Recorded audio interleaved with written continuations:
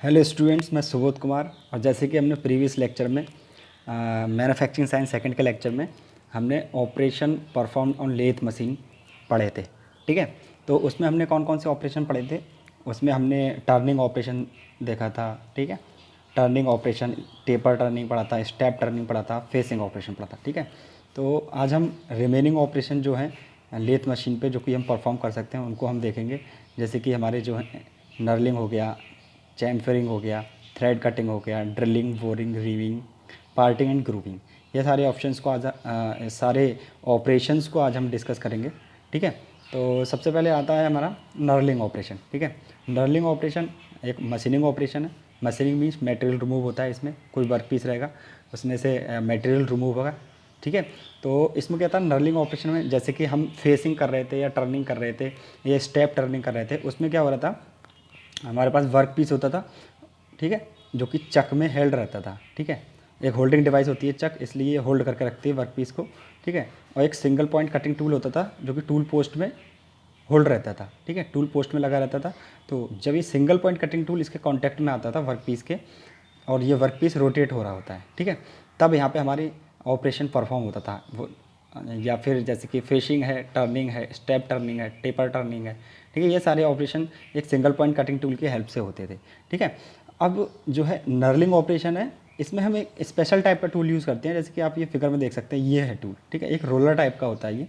ठीक है, तो इसमें क्या होता है, ये टूल, ये वर्क पीस होता है जो कि इधर चक होता है, चक में होल्ड रहता है, चक इसको होल्ड करके रखता है, और चक रोटेट होता है जिसकी वजह से ये वर्क पीस भी रोटेट करता है। ठीक है, इधर से ये टेल स्टोक से सपोर्ट प्रोवाइड करी होती है। ठीक है, जो कि इसमें वाइब्रेशंस वगैरह, डिफ्लेक्शंस वगैरह क्रिएट ना हो। ठीक है, और ये वर्क पीस रोटेट करता है। देन ये जो टूल है हमारा, ये कांटेक्ट में आता है इस वर्क पीस के। और ठीक है, ये टूल एक इम्प्रेशन बनाता है इस ये कटिंग टूल जो है, ये एक इम्प्रेशन क्रिएट करता है इस वर्क पीस पे। ठीक है, एक इम्प्रेशन क्रिएट करता है जिसको हम डायमंड शेप या फिर स्ट्रेट लाइन पैटर्न बोलते हैं। ठीक है, तो उसमें क्या होता है, वर्क पीस के ऊपर कुछ इस टाइप का शेप बन जाता है जिसको हम डायमंड शेप बोलते हैं। ठीक है, या फिर हम इसको स्ट्रेट लाइन पैटर्न बोलते हैं। कुछ इस टाइप का शेप बन जाता है, जैसे कि मैं जूम करके दिखाता हूँ आपको। आप ये देख सकते हैं, ये वर्क पीस पे नर्लिंग ऑपरेशन हो रहा है। ठीक है, तो ये नर्लिंग ऑपरेशन हुआ है। आप देख सकते हैं इस पर कुछ इस तरीके का शेप बना हुआ है जिसको हम डायमंड शेप बोलते हैं। ठीक है, एक इम्प्रेशन बन गया है जिसको हम डायमंड शेप बोलते हैं। ठीक है, अब ये क्यों किया जाता है नर्लिंग ऑपरेशन, ये इसलिए किया जाता है क्योंकि जो हमारा नॉर्मली जो वर्क पीस है, ये आप देख सकते हैं यहाँ पर काफ़ी स्मूथ है। ठीक है, अगर इसको हम हाथ में पकड़ने के लिए यूज़ करेंगे तो ये इजीली स्लिप कर जाएगा, हमारे हाथ से फिसल जाएगा। ठीक है, तो हम टाइट ग्रिप के लिए, जो कि हमारी ग्रिप टाइट रहे, हम अच्छे से टाइट तरीके से इसको पकड़ सकें, तो अगर ऐसा कुछ एप्लीकेशन है, कुछ यूज़ है, तो हम वहाँ पे नर्लिंग करते हैं। तो यहाँ पर अगर हम इस वर्क पीस को पकड़ेंगे तो हम ईजिली पकड़ सकते हैं, क्योंकि यहाँ पर जो है इस पोर्शन में ये काफ़ी स्मूथ है, तो यहाँ पे फ्रिक्शन काफ़ी कम होगा, जिसकी वजह से हमारा ये फिसल जाएगा। ठीक है, और यहाँ पर फ्रिक्शन हमारा काफ़ी ज़्यादा होगा, क्योंकि यहाँ पे कुछ हमें एक इम्प्रेशन टाइप का बना दिया है, जिसकी वजह से यहाँ पे फ्रिक्शन बढ़ जाएगा। एक रफ सरफेस होगी जिसकी वजह से फ्रिक्शन बढ़ जाएगा, और जब फ्रिक्शन बढ़ जाएगा तो हम इसको टाइटली ग्रिप कर सकते हैं। ठीक है, और यहाँ पे फ्रिक्शन कम है काफ़ी। ठीक है, तो यहाँ पे क्या होगा, काफ़ी स्मूथ सरफेस है, तो ईजिली ये हमारे से स्लिप कर सकता। तो इसका मेन एम होता है कि टाइट ग्रिप के लिए, जो टाइट ग्रिप मीन्स हम किसी चीज़ को अच्छे से पकड़े रहें, उसको टाइट तरीके से पकड़े रहें। ठीक है, ईजिली हमारे हाथ से स्लिप नहीं करे, तो उसके लिए ये ऑपरेशन परफॉर्म किया जाता है, जिसको हम नर्लिंग ऑपरेशन बोलते हैं। और इसमें एक डायमंड शेप बना दिया जाता है वर्क पीस के ऊपर। ठीक है, तो जैसे कि आपने ये देखा, ये चक है, इसमें ये वर्क पीस लगा हुआ है। ठीक है, इधर से टेल स्टोक से ये सपोर्ट प्रोवाइड करी हुई है। ठीक है, ये टूल पोस्ट है। ठीक है, जिसमें एक स्पेशल टाइप का टूल लगाया गया है जो कि रोलर टाइप का है। ठीक है, और इसकी डायरेक्शन कुछ इस साइड में रहती है। टूल पोस्ट को हम कैरीज के हेल्प से हैंड व्हील को जब रोटेट करते हैं तब हमारा ये टूल पोस्ट इस डायरेक्शन में जाता है, और टूल जब इस डायरेक्शन में जाएगा तो ये वर्क पीस रोटेट कर रहा है हमारा। ठीक है, फिर एक इम्प्रेशन टाइप का इस पर बन जाएगा जो कि डायमंड शेप होगा, जिसकी वजह से हमारी ग्रिप जो है टाइट हो जाएगी। ठीक है, तो इसको हम नर्लिंग ऑपरेशन बोलते हैं। ठीक है, नेक्स्ट हमारा चैम्फरिंग ऑपरेशन। ठीक है, चैम्फरिंग ऑपरेशन जनरली क्या होता है, हम इसको नर्लिंग या थ्रेडिंग के बाद, थ्रेडिंग एक ऑपरेशन होता है जिसको मैं अभी बताऊंगा। ठीक है, तो नर्लिंग या थ्रेडिंग के बाद इस चैम्फरिंग को करते हैं। ठीक है, चैम्फरिंग ऑपरेशन क्या होता है, इसमें जो जैसे कि ये इस टाइप का अगर वर्क पीस है हमारा, ठीक है, तो इसके ये जो है शार्प एज है, ठीक है। इसको शार्प एज को हम रिमूव कर देते हैं, ठीक है। कुछ इस तरीके से वर्क पीस यहाँ पे ये कांटेक्ट में आता है, ये इसके जो शार्प एज हैं इनको हम रिमूव कर देते हैं और यहाँ पे हमें एक स्लोप टाइप का मिल जाता है, ठीक है। वर्क पीस कुछ हमारा इस तरीके का हो जाता है, जैसे कि आप देख सकते हैं कुछ इस तरीके का हमें वर्क पीस मिल जाता है, ठीक है। ये जो यहाँ पे शार्प एज थे वो हमने रिमूव कर दिए हैं। तो इसमें क्या एक्चुअली इसमें क्या होता है, chamfering is operation of bevelling the extreme end of the work piece, ठीक है। एंड वेवलिंग क्या होता है, वेवलिंग क्या होता है, वेवलिंग एक रिड्यूस करता है, ठीक है। एक जो शार्प एजेस होते हैं उसको रिड्यूस कर देता है और यहाँ पे एक स्लोप टाइप का बना देता है, ठीक है।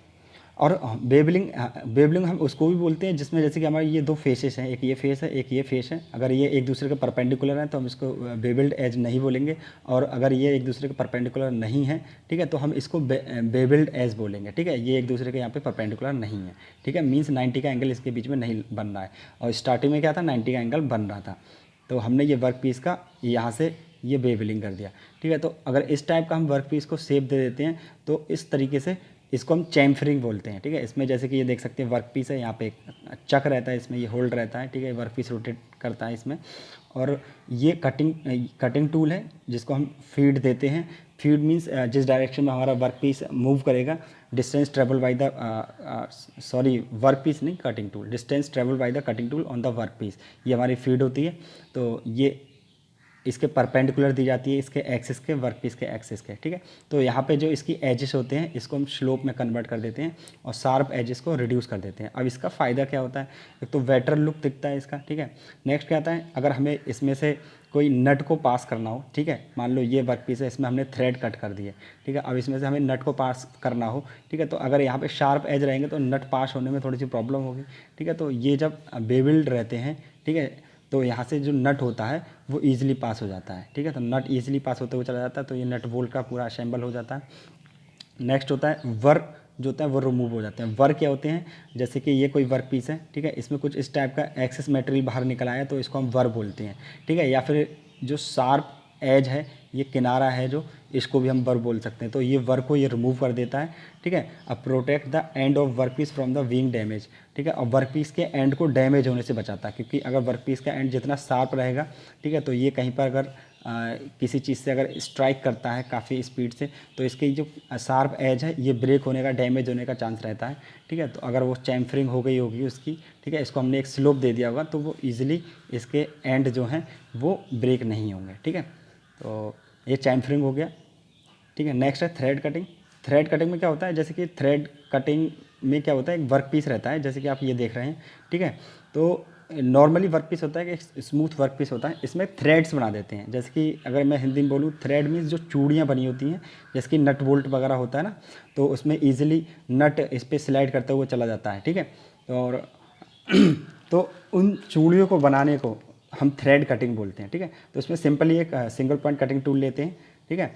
ये टेल स्टोक से ये सपोर्ट प्रोवाइड किया वर्क पीस में, इधर चक रहता है, ठीक है, चक इसको होल्ड करके रहता है वर्क पीस को, वर्क पीस रोटेट करता है, सिंगल पॉइंट कटिंग टूल से इसको कांटेक्ट में लाते हैं, और इसमें क्या होता है, ऑटोमेटिक फीड दे दिया जाता है, जो होता है हमारा कटिंग टूल रहता है, ये ऑटोमेटिक इसमें मूव करता रहता है, ऑटोमेटिक फीड दे दिया जाता है, जो कि किसकी हेल्प से दिया जाता है, जो कि लीड स्क्रू की हेल्प से दिया जाता है, ठीक है, लीड स्क्रू की हेल्प से दिया जाता है। और इसमें जो होती है दो थ्रेड्स के बीच की डिस्टेंस, जैसे कि ये वर्क पीस हमारा, ठीक है, तो इसमें ये थ्रेड्स कटे हुए हैं अगर, ठीक है, तो इसमें दो थ्रेड्स के बीच की डिस्टेंस को हम पिच बोलते हैं। तो ठीक है, नॉर्मली आपने ये देखा, ये थ्रेड कटिंग है। थ्रेड कटिंग का यूज़ हम ज़्यादातर किस में करते हैं, जैसे कि हमें अगर नट बोल्ट बनाना हो तो हम जो है बोल्ट में थ्रेड को कट करते हैं, चूड़ी बनाते हैं, जिसकी वजह से नट इसके ऊपर इजीली स्लाइड करते हुए चला जाए, ठीक है। नेक्स्ट हमारा है ड्रिलिंग, ठीक है। ड्रिलिंग ऑपरेशन क्या होता है, जैसे कि आप सभी लोग जानते हैं, लेथ मशीन हमारा होता था, ठीक है, तो लेथ मशीन में इस साइड पे हेड स्टोक होता था, ठीक है, उसमें चक होता था हमारा, ठीक है, और चक में क्या करते थे हम, चक में वर्क पीस को होल्ड कराते थे, और इधर हमारा टेल स्टोक होता था, ठीक है। टेल स्टोक क्या करता था, टेल स्टोक उसको सपोर्ट प्रोवाइड करता था, ठीक है, सपोर्ट प्रोवाइड करता था, और ये इसके नीचे यहाँ पे बेड रहता था, और नीचे ये लेग्स रहते थे जो कि ग्राउंड में फिक्स रहते थे, ठीक है, और यहाँ पे लीड स्क्रू रहता था, एक फीड रॉड रहती थी, इस तरीके से। तो ड्रिलिंग ऑपरेशन क्या होता है, ड्रिलिंग ऑपरेशन में हम ये टेल स्टोक की जगह यहाँ पे क्या करेंगे, टेल स्टोक की जगह एक ड्रिल बिट लगा देंगे जो कि स्टेशनरी होगी, ठीक है। जैसे कि ये टेल स्टोक है अगर इधर, तो हम यहाँ पे एक ड्रिल बिट लगा देंगे, जो कि स्टेशनरी होगी, फिक्स एक जगह फिक्स रहेगी। और उधर ये इधर इस डायरेक्शन में हेड स्टॉक होगा, इसमें चक होगा जिसमें हमारी वर्क पीस लगी होगी, ठीक है, वर्क पीस होगी ये। अब क्या होगा इस कंडीशन में, ये हमारी पूरी लेथ मशीन हो जाएगी। इस कंडीशन में क्या होगा, ये वर्क पीस रोटेट करेगा क्योंकि चक रोटेट करेगा। और जब ये वर्क पीस रोटेट करेगा देन हम ड्रिल बिट को इसके जब कांटेक्ट में लेकर आएंगे वर्क पीस के, तो इसमें क्या होगा, होल हो जाएगा, ठीक है। तो मींस ड्रिलिंग ऑपरेशन क्या होता है, एक होल क्रिएशन ऑपरेशन होता है। इसमें एक होल बनाया जाता है एक सॉलिड बॉडी में, ठीक है, एक सॉलिड ऑब्जेक्ट रहता है जिसमें हम होल क्रिएट करते हैं, इसको हम ड्रिलिंग ऑपरेशन बोलते हैं, ठीक है। ड्रिल बिट जो जनरली हाई स्पीड स्टील का होता है, ठीक है, या फिर कार्बन स्टील का होता है। तो आई थिंक आपको ये समझ में आया होगा। टेल स्टोक में जब हम ड्रिल बिट को लगा देते हैं और हेड स्टोक में वर्क पीस हमारा जो होता है चक में होल्ड रहता है और वहाँ पे रोटेट करता है, जब टेल स्टोक का ड्रिल बिट उसके कांटेक्ट में आता है वर्क पीस के, तो उसमें होल हो जाता है, ठीक है। तो जो उस होल फॉर्मेशन की प्रोसेस को हम ड्रिलिंग प्रोसेस बोलते हैं। Drilling is a type of machining operation which is use to remove the material from the work piece by making use of drill bit which is held in the tail stock finally create a hole in the work piece. Okay, अब drilling के बाद हमारा operation आता है boring operation, ठीक है। अब boring operation क्या होता है, जैसे कि हमारा इसमें भी एक स्पेशल टाइप का टूल रहता है जिसको हम टेल स्टोक में लगा देते हैं, ठीक है। तो इसमें क्या होता है, जैसे कि ये वर्क पीस है, इसमें हमने होल क्रिएट कर दिया ड्रिलिंग करके, ठीक है। अगर इस होल को हमें और बड़ा करना है तो हम क्या करेंगे, बोरिंग ऑपरेशन करते हैं, ठीक है। तो जब जो होल होता है जो कि ऑलरेडी ड्रिल्ड हो चुका है, इसको जब हमें एक्सटेंड एनलार्ज करना होता है, इसको एक्सटेंड करना होता है, एनलार्ज करना होता है, इसको बड़ा करना होता है, और तो हम बोरिंग ऑपरेशन करते हैं, ठीक है। तो इस प्रोसेस को हम बोरिंग बोलते हैं, ठीक है। इसमें भी टेल स्टोक में हम बोरिंग टूल लगा देते हैं, ठीक है। और हेड स्टोक के चक में हमारा वर्क पीस रहता है, ठीक है। तो वहाँ से जब ये कॉन्टैक्ट में आता है, ये रोटेट करता है, तो यहाँ पे एक जो हमारा ऑलरेडी ड्रिल्ड होल होता है वो बड़ा हो जाता है, एनलार्ज हो जाता है, ठीक है। नेक्स्ट आता है रीमिंग आता है, ठीक है। अब जैसे कि हमने ड्रिलिंग एंड बोरिंग ऑपरेशन किया है, ठीक है, हमारे पास होल बन गया, ठीक है, वर्क पीस में। अब होल बन गया तो हमारा जो ड्रिल बिट होता है, ठीक है, उसमें वो, ठीक है, उसमें क्या होता है, उसमें ड्रिल बिट में फ्लूइड्स रहते हैं, ठीक है। फ्लूइड्स मीन्स उसके ऊपर जो आप लोगों ने जैसे ड्रिल बिट में देखा होगा कि कुछ उभार टाइप का रहता है, ठीक है, मटेरियल का। तो वो क्या होता है, वो इसकी सरफेस को, वर्क पीस की सरफेस को रफ़ करता है, ठीक है, इसकी सरफेस को रफ़ करता है। तो जब ये सरफेस रफ़ हो जाती है तो फाइनली हमें जो होल है, ठीक है, तो हमें वो स्मूथ चाहिए। तो स्मूथ करने के लिए एक ऑपरेशन आता है जिसको हम रीमिंग बोलते हैं, ठीक है। रीमिंग क्या होता है, एक फिनिशिंग ऑपरेशन होता है, फाइनल फिनिश देता है उस होल को, जैसे कि जो ड्रिल्ड हुआ है या फिर हम जिसको बोर किया है, ठीक है। तो एक रीमिंग टूल यूज़ करते हैं इसमें, ठीक है। इसमें एब्रेसिव पार्टिकल्स रहते हैं रीमर में कुछ, जो कि एब्रेसिव पार्टिकल्स का क्या यूज़ रहता है, जो फाइन मटेरियल रिमूव करते हैं, बहुत ही कम मटेरियल रिमूव करते हैं इस होल से, और ठीक है, इस होल को स्मूथ बना देते हैं, ठीक है। और जो इसमें टूल यूज़ किया जाता है स्पेशल टाइप का, इसको हम रीमर बोलते हैं। तो ठीक है, तो रीमिंग क्या हो गया, रीमिंग एक प्रकार का फिनिशिंग ऑपरेशन है, फाइनल फिनिश देने के लिए होता है, और बहुत ही माइन्यूट वे में मटेरियल रिमूव होता है यहाँ से, और वर्क पीस को स्मूथ बना देते हैं। नेक्स्ट है हमारा ऑपरेशन पार्टिंग एंड ग्रूपिंग, ठीक है। पार्टिंग एंड ग्रूपिंग क्या होता है, इसमें जो हमारा चक होता है, इसमें हम वर्क पीस को होल्ड करा देते हैं, वर्क पीस रोटेट करता है हमारा, ठीक है। और इसमें जो हमारा एक फ्लैट नोज टाइप का टूल होता है, सिंगल पॉइंट टूल ही होता है, ठीक है। इसको हम वर्टिकल डायरेक्शन में चलाते हैं, जैसे कि ये वर्क पीस का एक्सिस है तो हम इसको इस डायरेक्शन में चलाएंगे, मीन्स ये 90 का एंगल बना रहा होगा, ये इस तरीके से ऊपर जाएगा जो हमारा वर्क पीस है। तो ये वर्क पीस रोटेट करता रहेगा और यहाँ से मटेरियल रिमूव होता रहेगा। तो ठीक है, कुछ इस तरीके से यहाँ पे एक ग्रुप टाइप का बन जाएगा, आप देख रहे हैं ये एक ग्रुप टाइप का बन गया है। तो अगर हम इसको इतने पर ही छोड़ देंगे तो ये एक ग्रुप बन जाएगा, तो ये ग्रुपिंग ऑपरेशन हो जाएगा, ठीक है। अगर हम इसको फिर से कंटिन्यू रखेंगे तो ये मटेरियल रिमूव होता रहेगा, होता रहेगा, होता रहेगा, और फाइनली ये पार्ट इस पार्ट से अलग हो जाएगा, ठीक है। तो इस ऑपरेशन को हम बोलेंगे पार्टिंग, ठीक है। तो ये ऑपरेशन भी हम लेथ मशीन पर कर सकते हैं, ठीक है। आई थिंक आपको ये लेक्चर समझ में आया होगा। Thank you for watching my this lecture. If you have any doubt then you can ask me in comment section. Thank you.